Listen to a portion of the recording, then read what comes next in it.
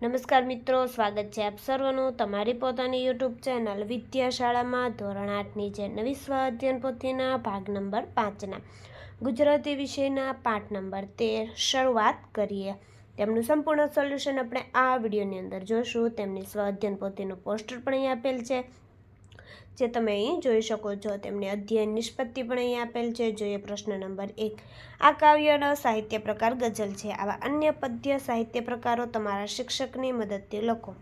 દુહા, મુક્તક, haiku, ગીત, ભજન, પદ્ય, વાર્તા, sonnet, Urmi કાવ્ય, આખ્યાન અને કાવ્ય।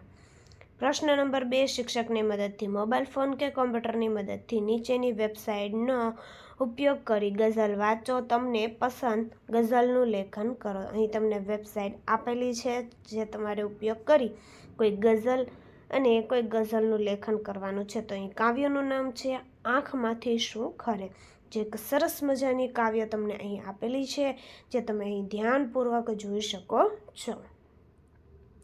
વિદ્યાર્થી મિત્રો, ધોરણ 3 થી 8ની જે નવી સ્વાધ્યાયન પોથી આવી ચૂકી છે 2024-25, જેના બધા જ ભાગના તમામ વિષયના સોલ્યુશનની તમે PDF અને બુક મેળવી શકો છો। બુક મેળવવા માટે આ કોન્ટેક્ટ નંબર ઉપર કોન્ટેક્ટ કરી શકો છો અને PDF આપણે એપ્લિકેશન ઓશન કોચિંગ ક્લાસીસ પરથી મેળવી શકો છો। પ્રશ્ન નંબર 3।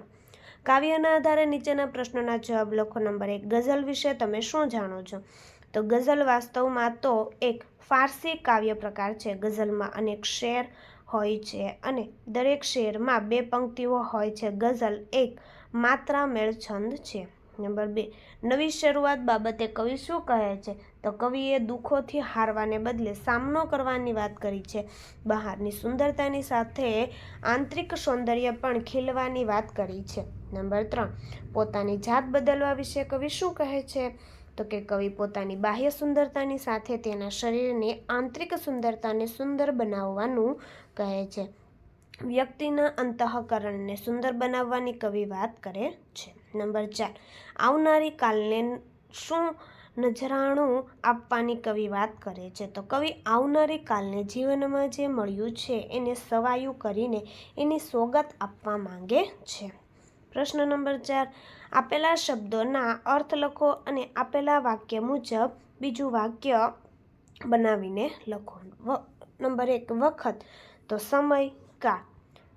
તો જોઈએ આપણે બીજું વાક્ય કે છોકરાઓ પરીક્ષામાં પાસ થશે કે કેમ એ તો વખત આવે ખબર પડે। નંબર 2 જાત, તો પંડ અને પોતે। વાક્ય જોઈએ। આપણી જાતને અંદરથી પણ સુંદર બનાવીએ। નંબર 3 સોગાત, તો ભેટ। લગ્નમાં મિત્રોએ મને સોગાત આપી। નંબર 4 માત, તો હરાવવું। આજની ક્રિકેટ મેચમાં ભારતે પાકિસ્તાનને માત આપી। પ્રશ્ન નંબર 5। નીચે લંબગોળમાં કેટલાક સમાનાર્થી અને વિરુદ્ધાર્થી શબ્દો ભેગા થઈ ગયા છે, તે શબ્દોની યોગ્ય જોડ લખો। જોઈએ સમાનાર્થી। દુનિયા, જગત। સમય, વખત। દોસ્ત, મિત્ર। વિરુદ્ધાર્થી શબ્દો। દુઃખ, સુખ, અંત, આરંભ, અંદર, બહાર, ખુશ, નાખુશ। પ્રશ્ન નંબર 6। નીચેની કહેવતનો અર્થ સમજાવો। હિમ્મતે મર્દા તો મદદે ખુદા। આ જે કહેવત આપેલો છે તેમનો અર્થ તમને અહીં આપેલો છે, જે તમે ધ્યાનપૂર્વક જોઈને તમારા પુસ્તકમાં લખી શકો છો। પ્રશ્ન નંબર 7। નીચે મુજબનો ભાવાર્થ દર્શાવતી કાવ્ય પંક્તિઓ લખો। નંબર 1। દરેક વખતે દુઃખ જોઈ શું હારી જવાનું, આ વખતે દુઃખોને હરાવીએ। તો હર વખત શું વાત થઈ જાવું દુઃખોથી, ચાલ આ વખતે દુઃખોને માત કરીએ। નંબર 2। આપણે જેવા બહારથી સુંદર દેખાઈએ છીએ એવા અંદરથી પણ સુંદર બનીએ। તો બહારથી દેખાય જેવી સ્વચ્છ સુંદર દોસ્ત, અંદરથી એવી જાત કરીએ। પ્રશ્ન નંબર 8। શબ્દકોશના ક્રમમાં કયું જોડકું સાચું છે? તો અહીં જવાબ આવશે કે શરૂઆત, સવાયું, સુંદર, સોગાત, સૌથી, સ્વચ્છ। તો વિદ્યાર્થી મિત્રો, ફરી આપણે મળીશું જે બીજા વિષયની નવી સ્વ અધ્યયન પોથીના સંપૂર્ણ સોલ્યુશન સાથે। આ વિડીયોની લિંક તમે તમારા મિત્રો દોસ્તોને જરૂરથી શેર કરજો, જેથી તે લોકોને આ સોલ્યુશનનો લાભ મળી રહે।